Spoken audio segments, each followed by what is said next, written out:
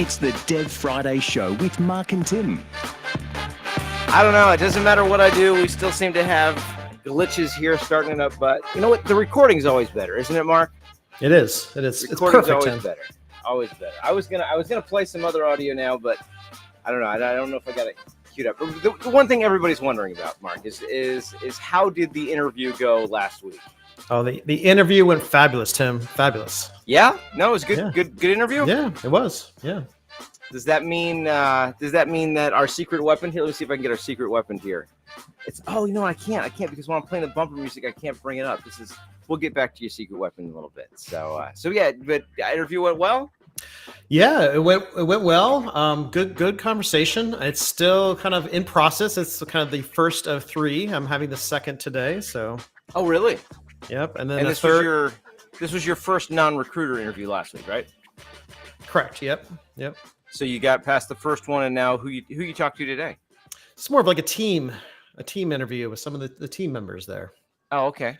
So I interview with the VP of technology in the first interview. He's pretty much the one that's going to be making the decision. I guess he kind of gives his kind of first approval to make sure that the interview process can go on. And then going to be meeting with some other team members, like a data analyst, some product manager. So a couple of people like that.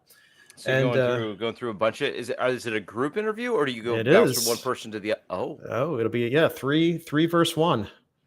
Wow, I feel like that's a little different. Is that a little different based on? I mean, I know this is your first interview back in the game. Is that a little different based on what you've seen in the past, or what you know the industry to be like right now? Well, my last interview was was working at the college, and that was all group interviews. I had to buy about 2 or 3 interviews for them, and everything was like I was probably meeting with like 5 or 6 people at one time. Yeah. Okay, because I'm more familiar with you meet with one person, then another person, then another person, but this you'll be meeting with 3 people at the same time. Yeah, so it'll be interesting. How do you prep for that one? Look at their LinkedIn profiles. Okay. Make some assumptions about their current position, and then also maybe some of the previous roles that they've had, and kind of consider what questions they may ask.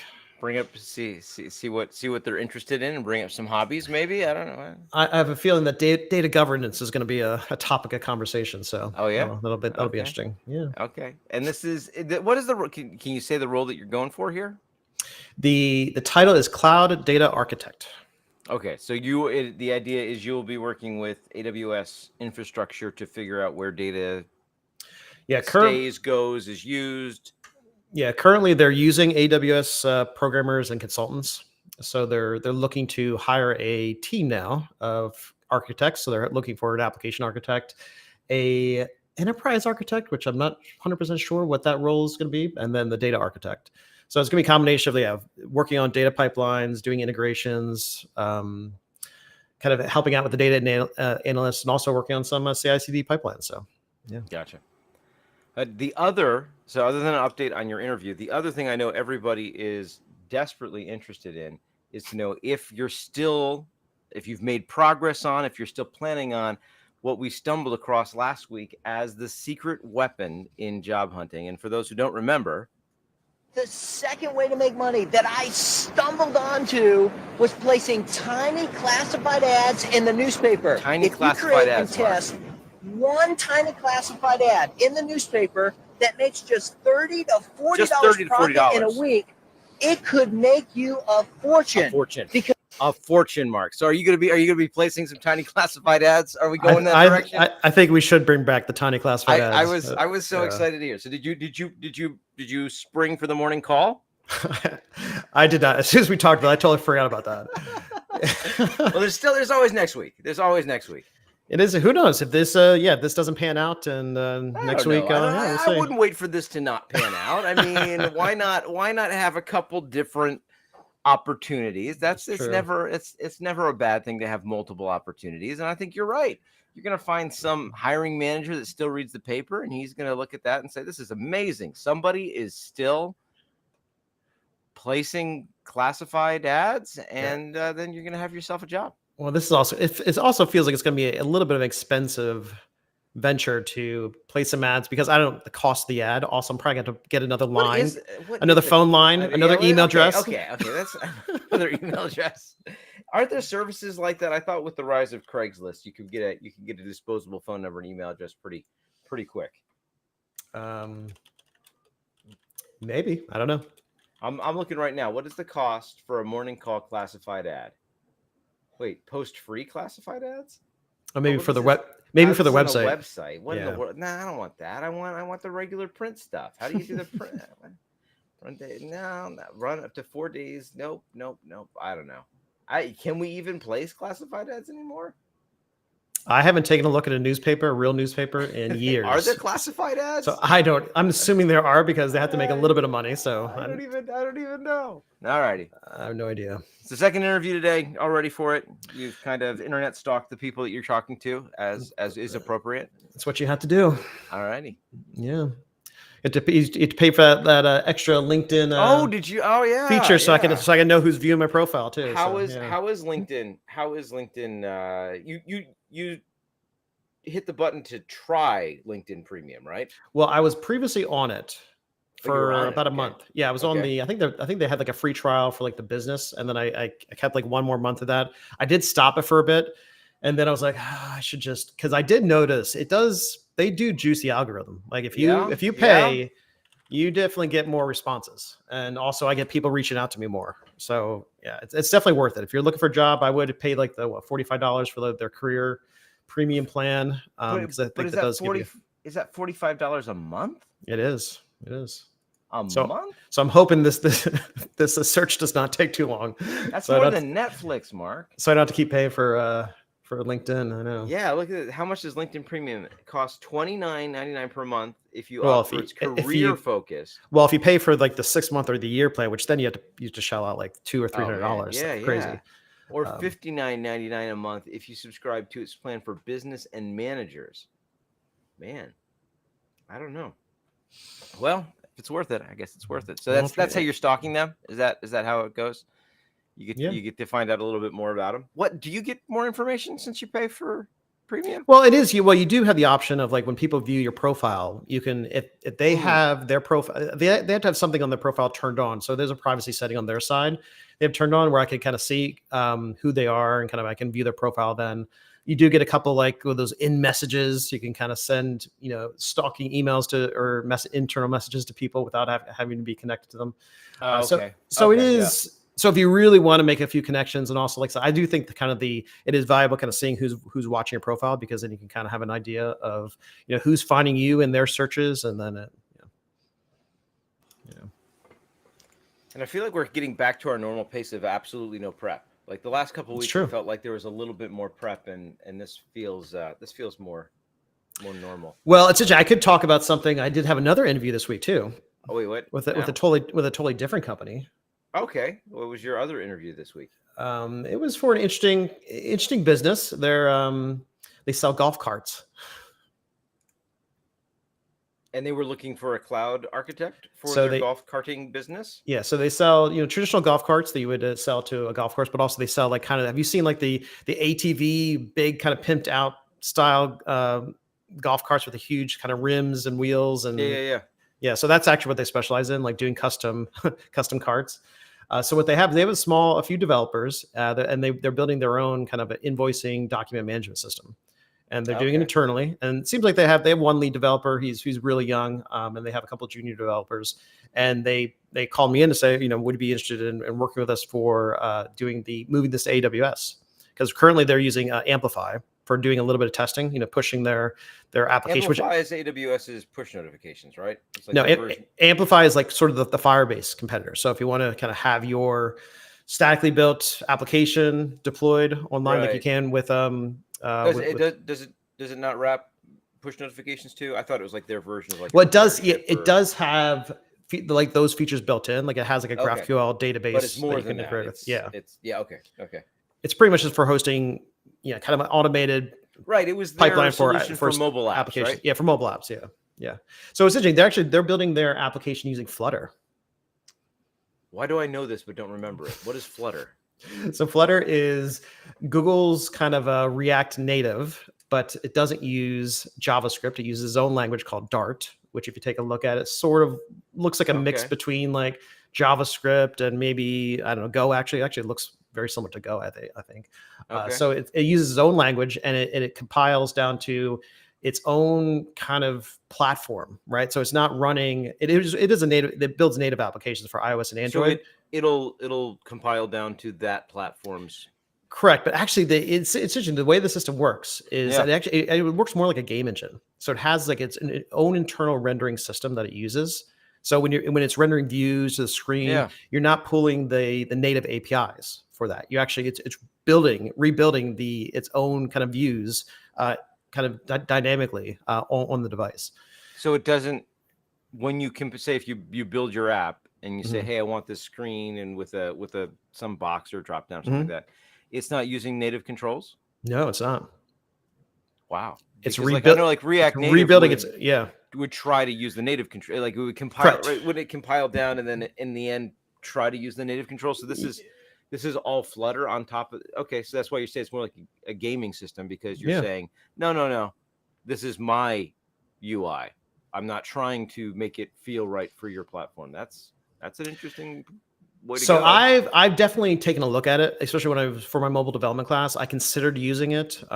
People have different opinions about it, especially when it comes to like performance and compatibility. And also, like I said, they have to. If you want to have a purely native looking application on iOS or Android, you have to depend on the Flutter libraries to accurately recreate those native controls. Right. So I don't know. You're kind of, it's like I said, it's a weird dependency, but they're actually using it interesting to build web apps too. So they want to have like a consistent UI, which makes sense. So they're building a web application, and then they're going to be compiling that down for iOS and Android and deploying it. This is only for internal? Yeah, only for internal. Yeah. Okay, so it's just for they're managing that process of building these custom carts. So it's yes. So it was an interesting project. Like I said, they don't have any AWS experience except for a little bit of testing with Amplify. So they want to hire more of an engineer architect to help them with that process. So it's not a good fit for me for like a full-time position, even though that's what they were intending to hire. But financially, it's not. No, they can't pay me what I'm looking for. But I was still trying to talk to them because possibly for as a client. I think it would be a really interesting client project. And are they local or is this a remote thing? Kind of past Quakertown. So it is kind of it's a little local. It's and so I don't know. It's an interesting company and it's an interesting project, and it actually would be a super interesting project, the client project, working for like 2 to 3 months. So I don't know. We'll see how that goes. But usually, I had a conversation with their lead developer because I was asking kind of what kind of their system is built on. So it's their back end is currently built with Node.js and Express. So I asked him. I said, "Oh, so you're building that with JavaScript or TypeScript?" And immediately when I said TypeScript, it like triggered him. He was like, no, I only use JavaScript. I was like, oh, okay, why? I was just curious. He's like, what's up with TypeScript adds all that extra, requirements safety on top. And I was like, so I had this conversation back and forth. It was interesting about how like, he really, maybe he had like a bad experience with types or TypeScript in the past. Wow, and he only uses JavaScript. Okay. So that's a little bit interesting. So I was like, okay, so if I'm working with you and if I'm building out like a CDK cloud formation pipeline, I'm going to be using TypeScript. I'm not going to be using JavaScript for that. So you will have to see my TypeScript code if I'm going to be working with you. But it is interesting because I've gone back. I didn't appreciate what TypeScript was until really kind of digging in with some other devs in the team that do more of the client side, and then realizing, and I've done JavaScript before, but just like it registering to me, oh yeah, there's zero understanding of this. Like not understanding, but like the language by itself provides you no safety, nothing. Yeah, and then also how if you what it does behind the scenes between casting or converting between the types, it's all done dynamically, and also weird things can happen based on different Boolean logic, and when you're doing assignments, which kind as a PHP developer, I'm used to weird things with type juggling, but at least we could declare something as a type and say this is a return and this is and it's like, oh yeah, I forgot that you don't have any of that. So then I'm like, oh, now I understand why you're very excited about this. Well, I've gone back and forth with my views about TypeScript too. So I was like, because the one thing actually I don't like about TypeScript is that it is an intermediary step. It has to transpile into JavaScript. And I don't like that. I wish just types were built into the JavaScript language. I think eventually it'll get there because they're talking about doing that and kind of the right way to build in optional types into the ECMAScript engine in the future. So I'm waiting for that to happen because once that happens, then I'm not going to use TypeScript. And I think a lot of people will. And actually, it's interesting. If you watch, there's a documentary on YouTube about the Microsoft who created TypeScript and the developers who created it. Then they talk openly, say like, we designed this that we hope that in the future That'll it be won't pulled in. Yeah, Yeah. it won't be used anymore. Right, That- right. Like this is what we wish it was. Yeah. Because it is, like, my understanding, and I've not really done any TypeScript, but you're writing what is very similar to JavaScript, right? Because it just, like you say, it transpiles down to JavaScript in the end. Yeah. It looks more like C#. Oh, really? Which Okay. makes sense because Microsoft. Well, So, but yeah, writing it, if you write truly, with your interfaces and with your type specifications, it feels a lot like C#. So if you like Java, C#, it kind of feels like that. Gotcha. Yeah, we had an interesting discussion internally, I don't know, last Friday or something when we had the devs around. I guess about implicit versus explicit return types. And it threw me for a loop for a little bit because it didn't make any sense to me to have the implicit return type, because that doesn't help the rest of the code. But they were saying like it's recommended. And then what I missed was the transpiling portion of it. It's like the TypeScript is going to be transpiled, so you will catch the fact where if you just say, hey, I return duck instead of cat, right? And now some code that was relying on it to be cat is broken. In the PHP world, you would notice that with static analysis, if you ran it, but you could totally deploy your code and not realize that you broke that if you didn't have explicit return types that were like, yes, now I understand, now I can see I'm breaking this guy. Well, but I guess it's the transpiling would catch it for you before you would try to actually deploy that code. So it's like, oh, okay, I can see that, but if it ever moves into ECMAScript supporting it natively, you probably wouldn't have that safety because you wouldn't have that transpile step.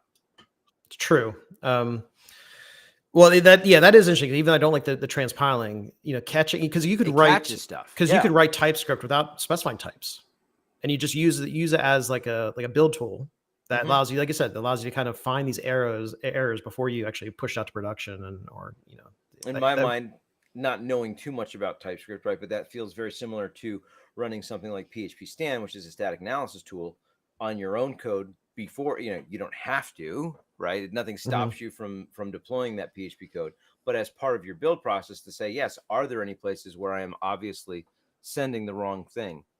Because you can determine, maybe even if I don't have the arguments, you look into the method and say, hey, you treat this as this here, or you expect these methods, and you certainly pass in something that doesn't have those.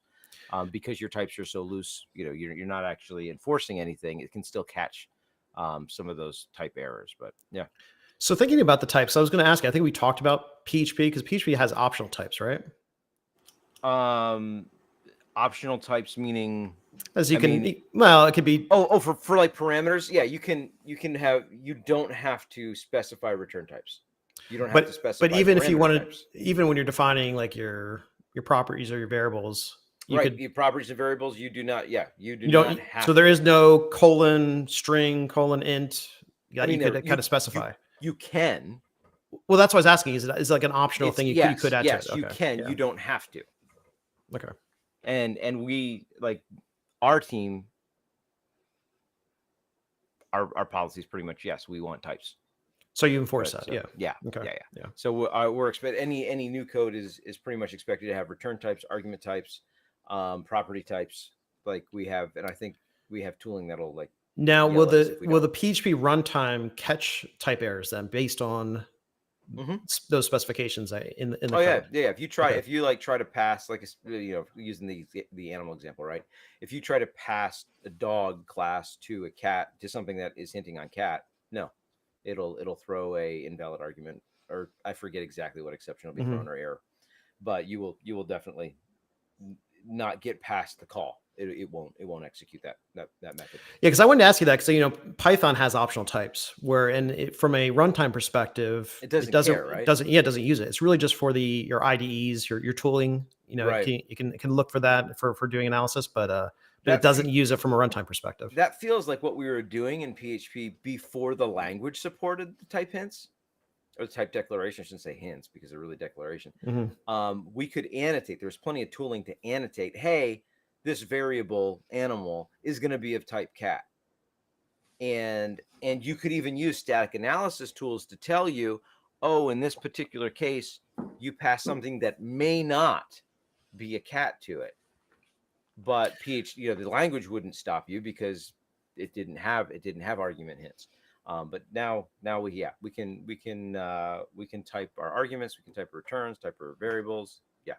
Do you enforce type specifications like above your like the functions or methods like for documentation purposes?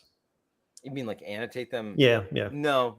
And in fact, that's in my view, that's an anti-pattern. Like if you have the type declaration, and especially now, there are some cases where we'd still do it when the type system didn't support the complexity of what we were doing. Like if we were going to say, hey, the return on this is mixed, or the variable here is mixed because we could pass it this type or this type. In PHP, the language at that point didn't support union types yet. But now that we have union types, it's like I don't see much reason to do that. There are some times like when we pass an array, we can't say what the type of the array, like if we know it's an array of only one type, there's no way to in the language specify that. So we may use annotations to help our IDE understand that, hey, yeah, we're passing an array here, but it will be an array of these things. But probably in most of those cases, like, well, why didn't you make an object that represented that and was clear about what it contained? But yeah, I see it as an anti-pattern to declare or to document or annotate in the comments above a method the same thing that is declared below, because chances are you're going to change one and forget to change the other, and then it's going to confuse people. Yeah. So yeah, we, if the language supports what we're trying to say in the comments, then get rid of it in the comments. The reason why I asked that, because the JavaScript world is kind of split on that, because if you don't like TypeScript, you could use JSDoc, and you specify your types above that, and the TypeScript tooling will actually pick that up. Gotcha. And so some developers who, like the one I talked to, hate using TypeScript, they can still enforce types in their IDEs by using JSDoc. So, and I tried that for one project, like a small project. So I was just curious, and I was kind of in like a negative TypeScript phase myself, and I did a little bit with it, and in the end I was like, this feels like a lot of work. Like, I know declaring your types or specifying or writing your interfaces is a lot of work too, but it's in the code, right? I'm a big believer too. And like, I'd like to have more clear specified code, like with good naming, good structure to it, rather than having a lot of like comments like scattered throughout. So what you're adding there is just a bunch of comment blocks on top of it. And a lot of the documentation too could be automatically generated, right? There's tooling for that. So if you specify good types for your in your classes or methods, then you could just run some documentation generators to pick that up. Yeah. I'm on the fence on that too. Like, I see the value. I guess I just tend to be, if I'm using it, I'm control clicking, like from an IDE perspective, right? Like I'm going into the class that I'm using and I'm looking at it. So I don't need another document that just extracts all of the types and properties and all that, just to basically tell me, oh, you passed this to it. It's like, I'm writing the code. I can look at the declaration and see, oh, I passed this to it. Yeah. So unless you're trying to paint me a bigger picture of what does this method do, which if you're trying to paint me a bigger picture of what does this method do, more than likely there's a comment on top of the method that tells me that. And again, I'm in the code. So but I realize different people learn and work in different ways. So I'm not saying that documentation is not useful. It just doesn't tend to be useful to me. Because even when I'm using a third-party library, I'll look at their docs from how to accomplish this high-level thing you want to do. But if I'm asking myself, what do I pass to this method? I'm just going to go to the library and look at it, So So that documentation generation. But in JavaScript, if you do the types in JavaScript in the code comments, that it's what I want to say. It's just a library that kind of looks at the comments and parses them, right? Correct. Well, it is. Yeah, actually, the TypeScript, which I'm not using the right terminology, the actual when it does the linting, the ES linter, it actually can look at that. You just have to specify that within like your TypeScript configuration file. They're going to be using the JSDoc for your defining your types, and it'll actually look at that block there. So the thing that was, it was always like, it's not really code. It's kind of like code, but it's a comment code, and it's you know, and we would in PHP would have it was always like at something. Yeah, it's very similar to that. Yep. Yeah. Yep. Well, PHP now has attributes, which some people hate the look of, but we can use attributes directly and in like reflection, get to them and use them, and we don't have to parse them. Is that like a decorator? Where you put like a line above your method or class, where you kind of define not like the decorator pattern, but Yeah. wait, I'm not familiar with decorator. Like, is that like a C# thing or something? Well, it's in a bunch of languages. Like Okay, Python yeah. has them. I see them in Python all over the place. Where you can specify like it sort of like acts as like a wrapper around your defined method, or whatever your function you're working with. You just add like one line above it with the @ symbol, and then you define like the decorator you want to use. No. It's probably, if that's kind of how they're referencing the decorator, maybe.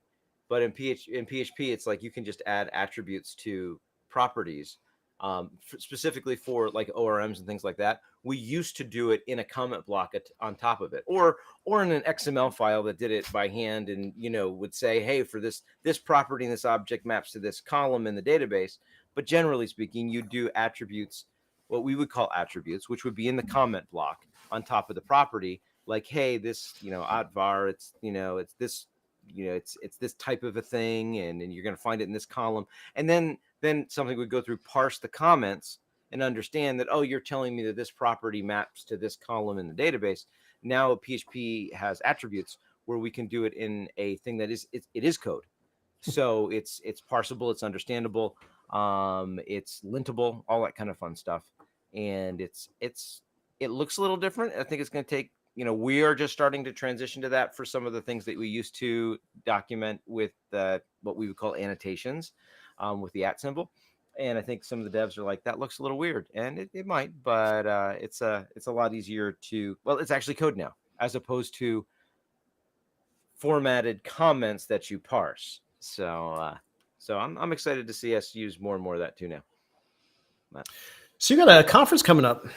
Oh, what a smooth transition! Mm-hmm. What a smooth transition! Yes. It's been a busy week as I've dusted off some slides for my Docker presentation. Last time I gave that, I guess, was 2019. So I re-recorded, and it's kind of this weird interactive thing where I want to show how to use Docker, but like nobody wants to see me trying to type live. I do some live code, and that can be fine depending on I guess the context. But for going through the examples that I'm going through, you don't want to see me doing all these, the typing. So they're pre-recorded videos, but I show the relationship between things, because it's a pre-recorded video that has one terminal, another terminal, a web browser, and my IDE, and the video is all in sync, and we can go like, all right, let's look at this file in the IDE, and then let's come back over here and launch this, and so wait, so when you say it's in sync, yeah. So when you're talking, this video is kind of just playing while you're talking, so you have to time it up, right? Or how are you? No, not in sync that way. I mean, on the page, because those of you who know my presentation style, right, we do those zooming presentation type things. So I'm able to kind of zoom into one terminal, zoom into another terminal, and it's actually 4 videos. So on a web page, there are 4 HTML5 videos that are synchronized. So they're actually they were done on multi-monitors, right? Recorded, extracted to this own place. And so when we say, hey, let's show how Docker runs, because it's like, all right, we're running a Docker process over here. And now we're going to come over to this other terminal, and we're going to run Docker PS to see, what PS shows. Oh, it shows us our running containers. Look at that. And we have a hash, we have a human friendly name. Now let's go back to our other one we were doing. Let's exit. Now let's go back and run Docker PS. So those are 2 terminal videos instead of just being like one video that shows both terminals. I'm like, no, let's like make it look like on the screen like they're different applications. And my zooming presentation will zoom over one to zoom over the other. Either way, what I'm saying is redoing those videos took a little bit of time. So and you like to use prep. You like to use Prezi for that, right? I used to. Oh, you don't use Prezi more? No, because what I found is, to me, the value of that type of zooming presentation, which Prezi, I mean, I don't want to take anything away from them. What they pioneered and I don't want to say brought to life, but like the product that they brought out there was quite game changing to the presentation people, right? Like even if you had some of the, like, what is it?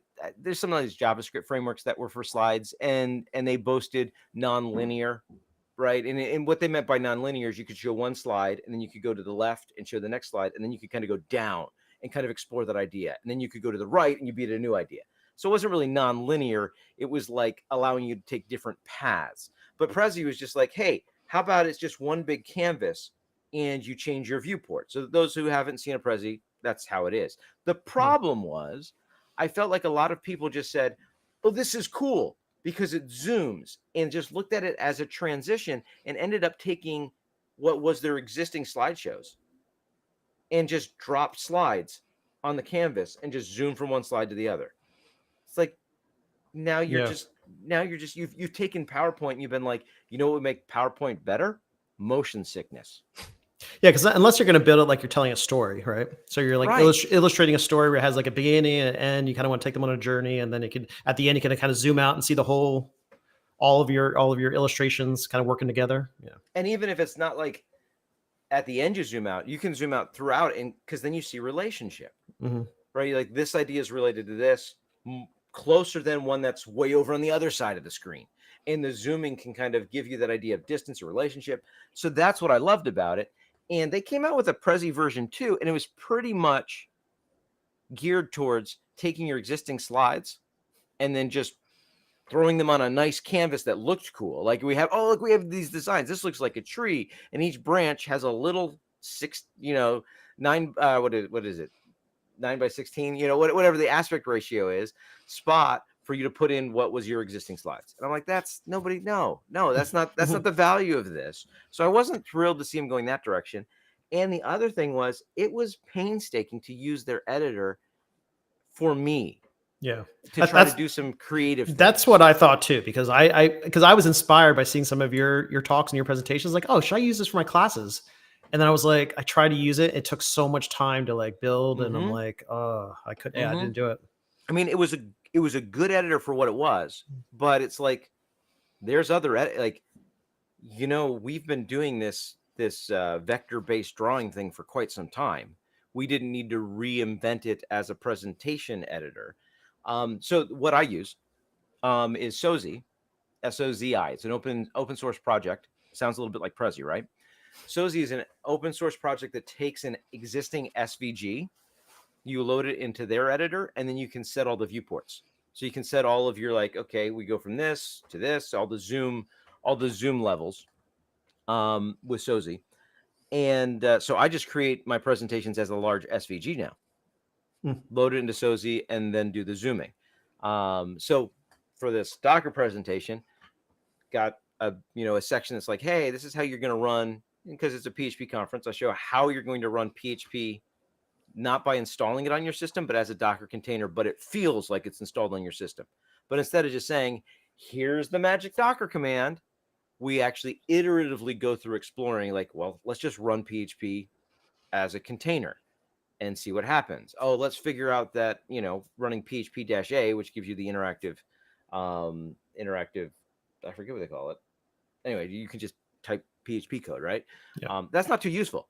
And then, well, how could we get a file into it? Well, we could cat and pipe it into a Docker container. That's interesting, but also not useful. How do we mount our local working directory into the container? And we learn about Docker that way.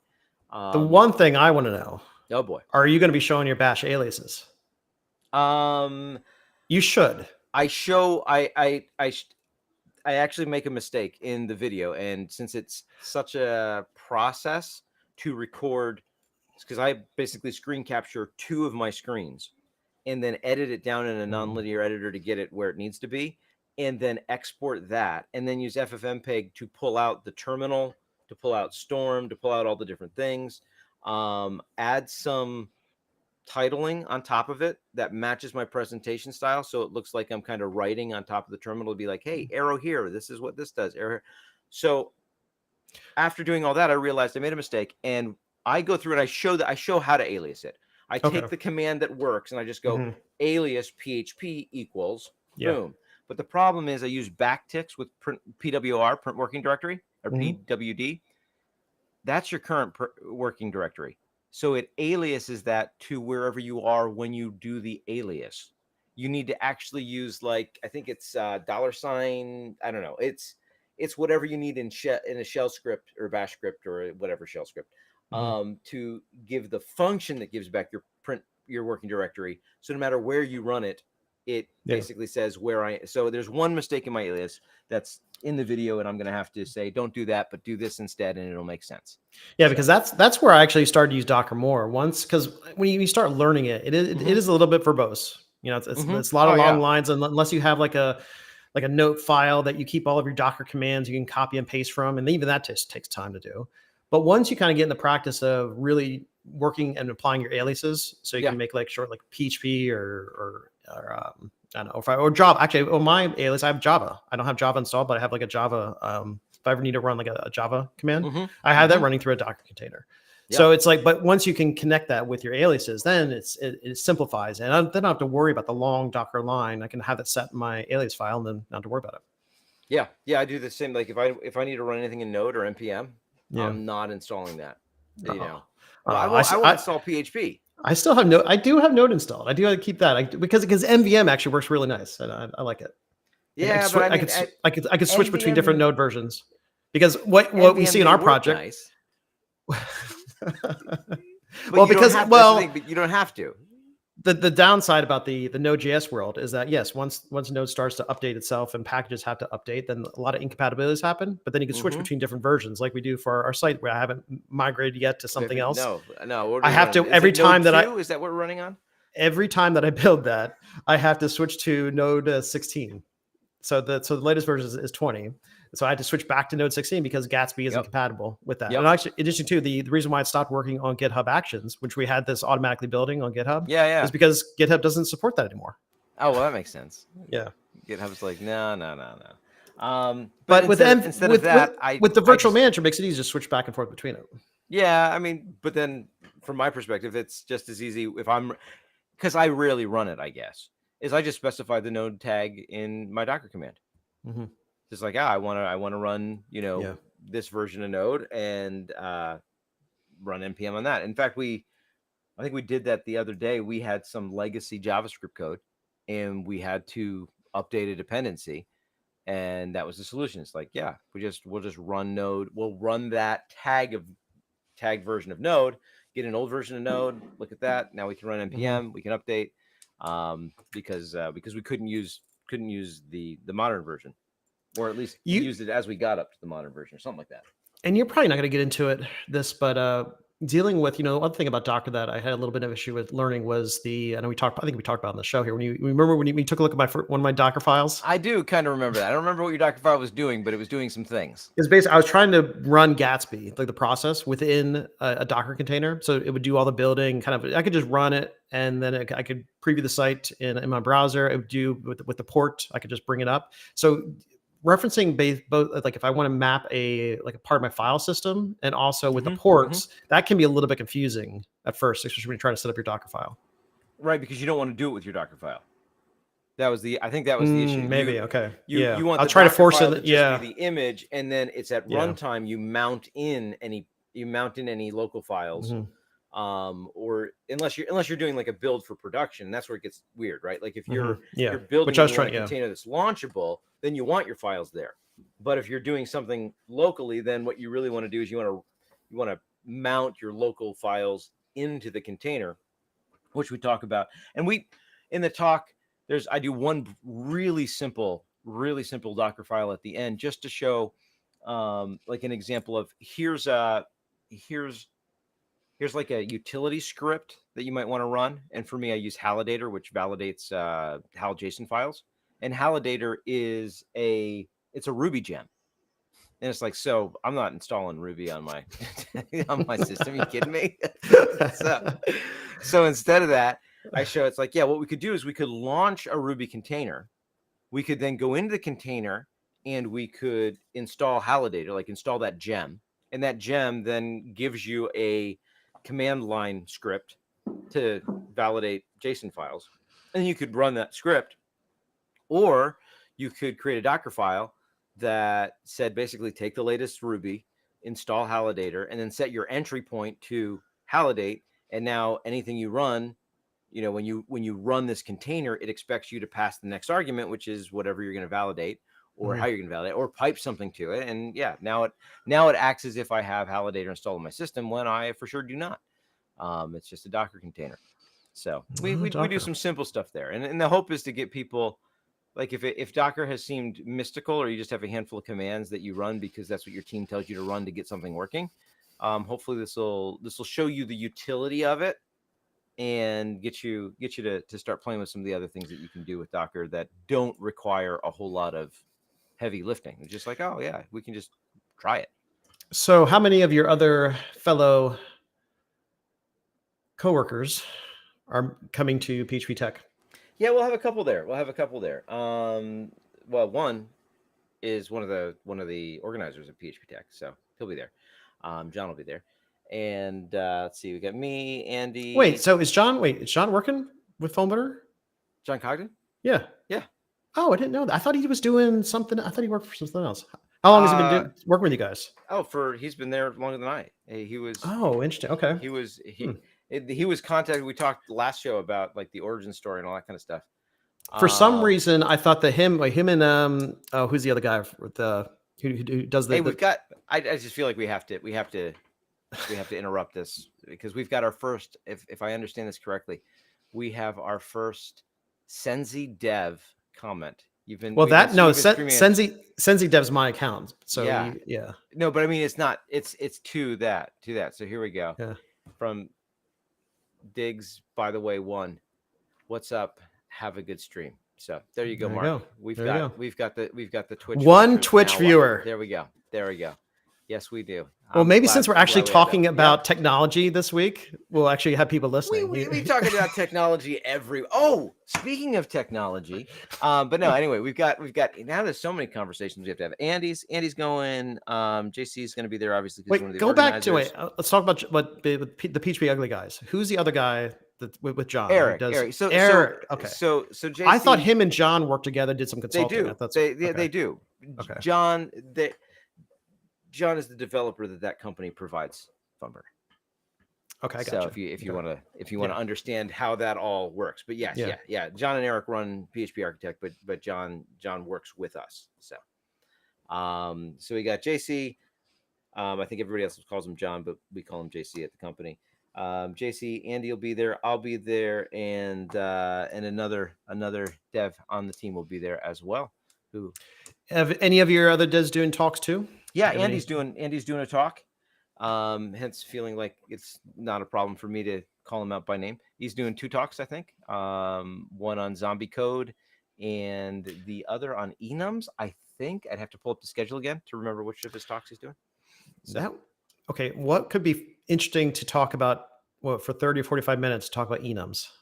Hey, everything, man. Enums are where well, we didn't have enums. Enums are a recent addition. Okay, it's brand new to PHP, so it's not brand new, but it's a recent addition. And Andy had written enum code before, like in our code base, we had an enum library that he had used or he had put together, and so after building that, he has quite, I think, a perspective on enums in PHP, how they came about, how you can use them. And yes, he's giving a talk called Embracing Enums, and also a zombie hunt, find and safely remove undead code. Those are his two talks. Interesting, because I haven't taken a look at the syntax with the enum with PHP. So it's interesting. I like the declaration. The double colon, I guess you kind of have to do that. When you say we're accessing the case for that enum, so you have to do the double colon and then the case after that. All right, it's kind of interesting. Yeah, and then we have backed enums. There's a couple different things that we can talk about or could be talked about. So, and since he had given a talk in the past about how to implement enums in PHP, seems like a natural pick for talking about how PHP implemented them natively. So he'll be giving those two talks. And then the zombie code. So what is that? Just for dead code that's just laying around, or that nobody's taking care of, it's that code that you look at and you're like, do we even use this? Like, have you ever had code like that, Mark? All the time.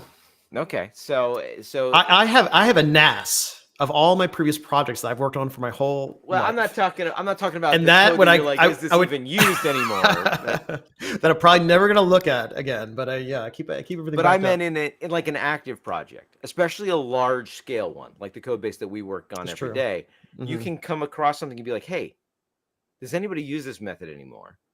And depending on the language, PHP. And we were talking about before, like applying some type of analysis on that to find those pieces of zombie code. That's what he's going to talk about, is different techniques to identify, is it used?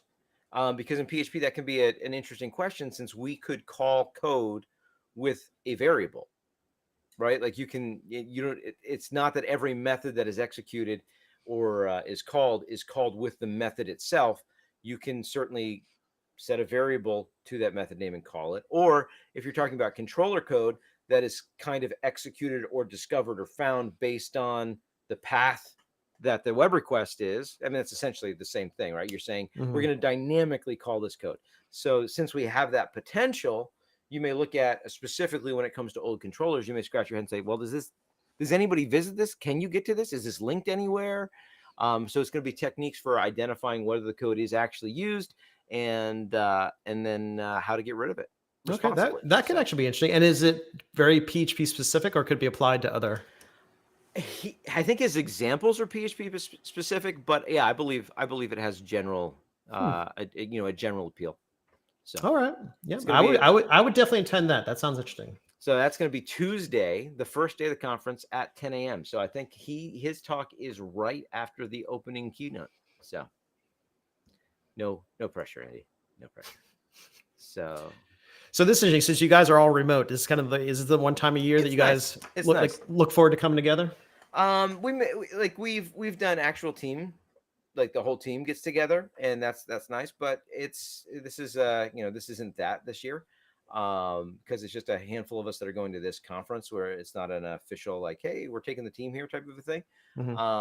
But it's definitely fun to get face to face with the people, and I think it's important too. We talked about this a little bit last week.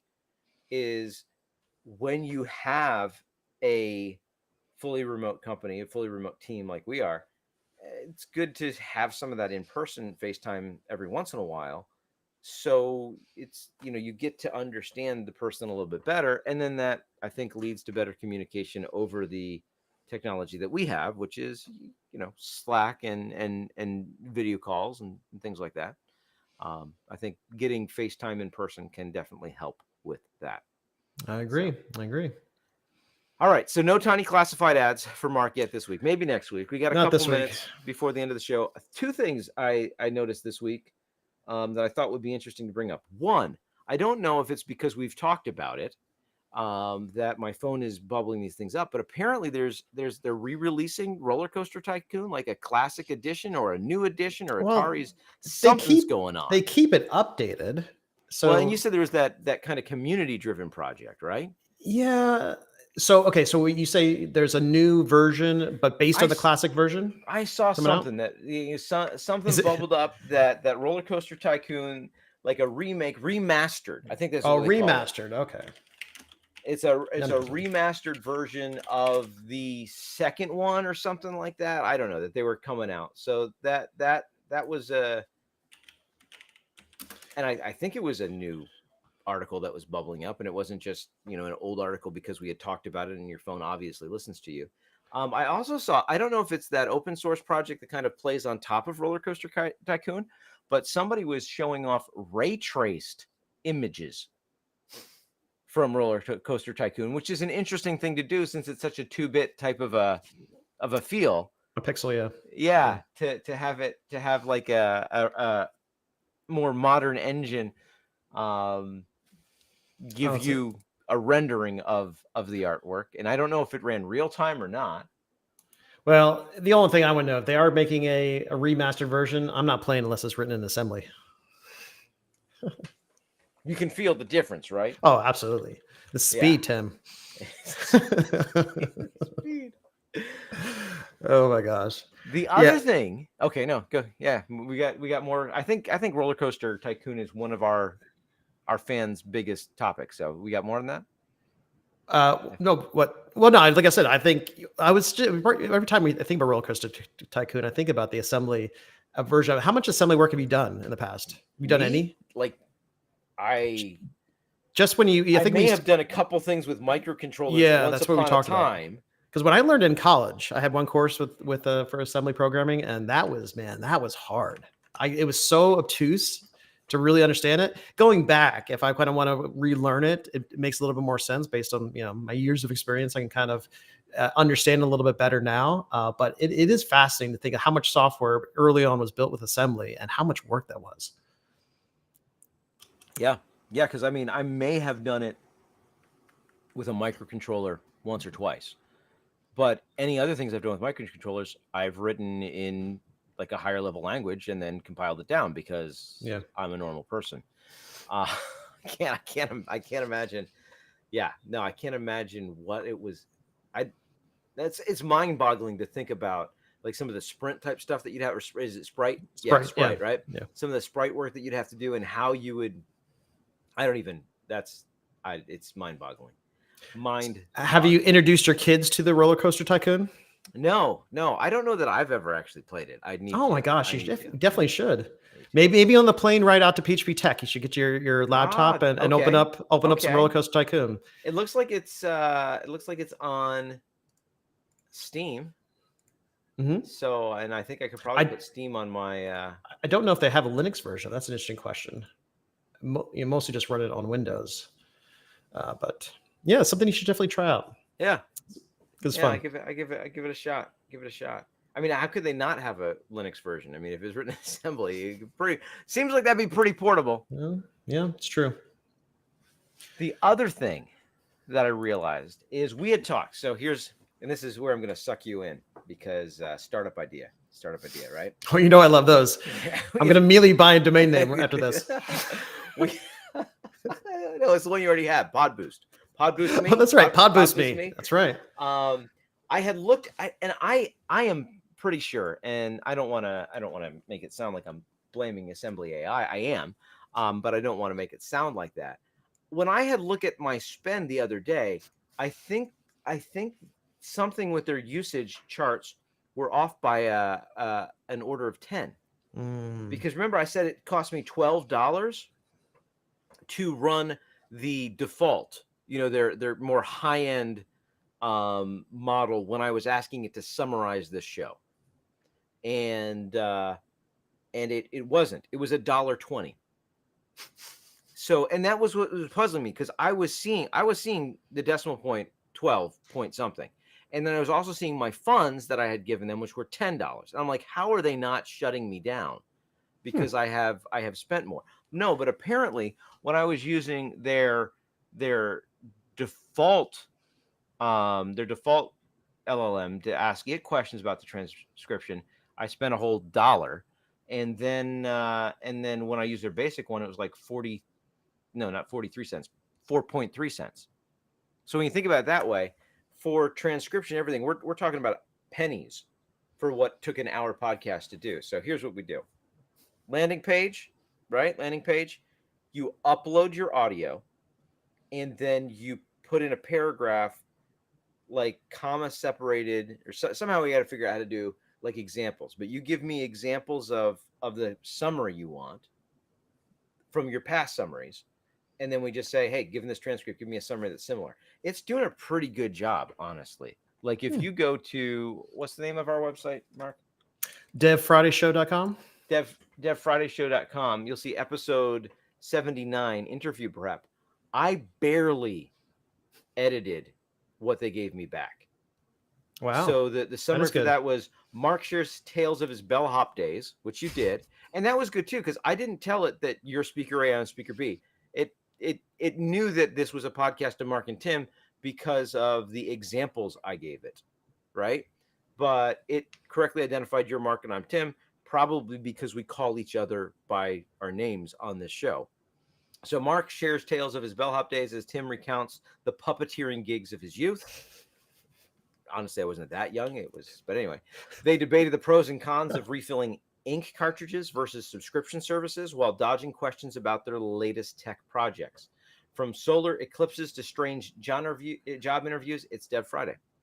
There you go. So very minimal editing to get it to that. So I think, yeah, what do you say? Landing page, you upload your audio, give me some samples, hit a button, pay me $10. Pod boost me. Pod boost it. Yeah. Yeah. What else do we need? I mean, actually, you brought up something about cost. I actually want to talk about cost of the week because we've been going back to my AWS WordPress on Fargate spot instances infrastructure that I took so much time to set up, and I open sourced the project. I checked my bill for the upcoming for this month and kind of the projected costs. It pretty much doubled. So I was happy. The previous month it was a little bit around $30, like $32. Totally fine. That was my target cost. I was looking for this infrastructure and the multi-AZ and running on load balanced Fargate tasks. And I really liked it. But now it's like going to be close to $70. And I tried to drill down into the cost. It was weird. If I took a look at it was the EFS endpoints and also because it had like weird VPC costs. So I had to kind of drill into farther because it kind of, I shouldn't be charged for VPC unless there's traffic going out. And my traffic hasn't really going up. I was going to say, I think I get like 10 with the cost driver. I get like 10 visitors a day on it, right? This show, we talk about your article, and this show completely. Oh, remember when we used to say something was slash dotted? Yeah, absolutely. Back in the day when slash dot was a thing. Yeah. So this show slash dotted your WordPress. So I was able to drill it down. There's two areas that I can see the cost pretty much exactly doubled. So I'm wondering, did AWS like raise like just the daily costs on these services? It's with my EFS endpoints on the subnets, and then the load balancer. So I'm using a load balancer for between the AZs for the Fargate tasks. So cost directly with those two things doubled, and there's a daily cost associated with it. So that's why my pricing went up. And I was like, what is going on here? So actually I'm talking to AWS right now because I'm thinking like, did the prices really go up? And I'm going to have to like rework this. I don't know. This is kind of crazy. Oh, but you didn't get an answer yet. Well, I tried to, because I have the AWS developer support plan. You pay like $30, you get like better support. I have that on my company account, but then this was actually all done on my personal account. So I was chatting with them and messaged them back, and they said they were trying to find it, but because it's a different account that's not related to your organization, you have to contact us from that account. So that's going to take longer for them to get back to me. But anyway, it was just interesting the fact that like if you look at the numbers, it exactly doubled from last night, like the daily usage of those services. So AWS, I love it, but man, I think they're kind of sneaking a little cost increase there or something, price increase. And you said it's not even a usage thing. It's just it's like a daily cost, like an instance cost. Yeah, kind of like because I know I knew that happened with the load balancer. I didn't know that happened with the EFS endpoints, but yeah, it's like a daily cost that pretty much just doubled. So I don't know. That'll be something I'm going to be working on over the next week, trying to figure that out. EFS. Maybe. And EFS was the Elastic. That's the file system. That's pretty much my Elastic file system that I use for like the WordPress themes, the plugins, like the WordPress install directory. Yeah, any of the non-temporal content. Correct, because everything just runs from an image that gets attached to the each of the Fargate tasks is a container that has like a WordPress image that it uses. But then I map an EFS endpoint that for your WP content directory where I don't want those files to change between the tasks. So, and it's got to be your configuration too, right? Like, because your configuration, your WordPress configuration, like where's my database, things like that. That has to be long lived. Huh. So I know that'll be something when are we going to be doing this next week? Or are you going to be at PHP Tech? I don't know if I can. I mean, it won't be as high quality if I connect. Maybe you could bring in some of your. We should do it with some of your PHP guys. Bring them on. Boy. Let's do that. I don't know about that, man. Is that Friday? Okay, we'll see. All right. If you're going to PHP Tech and you listen to what am I talking about? You'd have to be watching it live because by the time I get this online, it's going to be PHP Tech is over. But maybe I can mix this down today. So if you're at Tech, and you want to join Dev Friday, I guess find me and we'll find a way to make that happen. I mean, we'll have some high-end audio equipment there because that's what we run. Run all the rooms with. So. All right, maybe we'll see what we can put together. Dev Friday live at PHP Tech. That'd be interesting. I'm pretty sure there's going to be a lot. I don't know if they're going to do PHP Ugly live since it's Eric and John that are they're doing it anyway. So, now you've thrown me off my game. I don't even know how to end this. I don't even know how to end this. Well, show. to be concluded. Maybe we'll have a more interesting Dev Friday show next week. Yeah, that'd be something. Oh yeah, with more developers. And you still need to find out how to put an ad in the paper. Yep. All right, there we go. Look at that. And well, what's your schedule when you go out there? Schedule. Oh, what do you like? When do I leave? Well, how long is the conference? Like, when is it? Tuesday, Wednesday, Thursday. Oh, so we have to do it like a little bit early then, because you. No, I mean, are you gonna hang around on Friday? I don't leave. I don't head out till Friday at. I don't know. I got to look at what my flight leaves actually. Yeah, maybe we could do like this is what you want to be live streaming. We could do like a Thursday night thing or something like that. You should get some of your developers together. We'll have a little round table. Thursday night is PHP ugly. Right? We could crash their. I'm sure they. Let's do like a PHP ugly Dev Friday. Can you imagine the shenanigans on that one? That would be. Let's do that. Our shows are so. And we'll stream it to both channels. Our shows are so radically different. I know they're gonna love me. They're a bit different, but I can see if there's interest in that. Let me see when I leave on Friday. Again, because like most people say, live stream your travel plans to the internet. And nothing bad will happen. No, I don't leave till afternoon, so I could. Whoever's around Friday morning, we could do a real Dev Friday show with. Okay, we can talk about it with your fellow developers, and let's see if we can make it a little bit of a larger show next week. Yeah, I do think it would be fun if we could crash the PHP ugly. That would be fun. I don't even know if they're doing a PHP ugly. We'll have to see. All right, I will try to mix this one so we can get it up before